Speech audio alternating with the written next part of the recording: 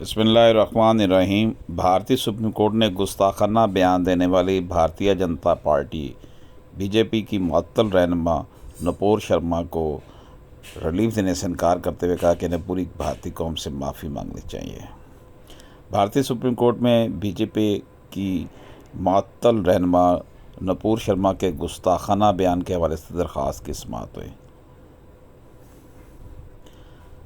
Supreme court نے کہا کہ بھارت میں جو کچھ ہوا اس کے لیے نپور شرما کے لیے ذمہ دار ہے۔ سپریم کورٹ نے نپور شرما کو پیغمبر اسلام صلی اللہ علیہ وآلہ وسلم کے خلاف گستاخانہ بیان دینے پر سخت تنقید کا نشانہ بنایا اور کہا کہ نپور شرما ٹیلی ویژن پر آ کر پوری قوم سے معافی مانگیں۔ سماعت کے دوران سپریم کورٹ نے کہا کہ نپور شرما نے بھارتی قوم کی سلامتی کو خطرے میں ڈال دیا ہے۔ ایک ترجمان اس طرح کے بیان نہیں دے سکتا۔ کبھی کبھی طاقتور لوگ یہ سمجھتے ہیں کہ وہ سب کچھ کر سکتے اور کہہ سکتے ہیں۔ بھارتی سپریم کورٹ نے جب نپور شرما کو عدالت میں پیش ہونے کا حکم دیا تو ان کے وکیل نے کہا کہ وہ بھاگ نہیں رہی ہیں بلکہ عدالت میں پیش ہونے کے لیے تیار ہے، جس پر بینچ نے تنزیہ انداز میں کہا کہ نپور شرما کے لیے ریڈ کارپیٹ بچھائے جانے چاہیے۔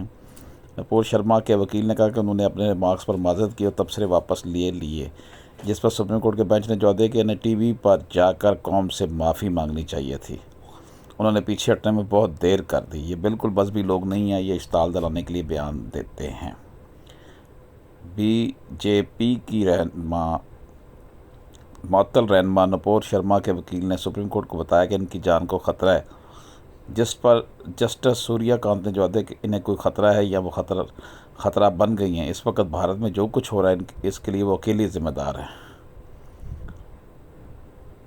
بی جے پی کی ترجمان نپور شرما نے ایک ٹی وی چینل پر اسلام اور پیغمبر اسلام حضرت محمد صلی اللہ علیہ وآلہ وسلم کی شان اقدس میں گستاخانہ گفتگو کی تھی۔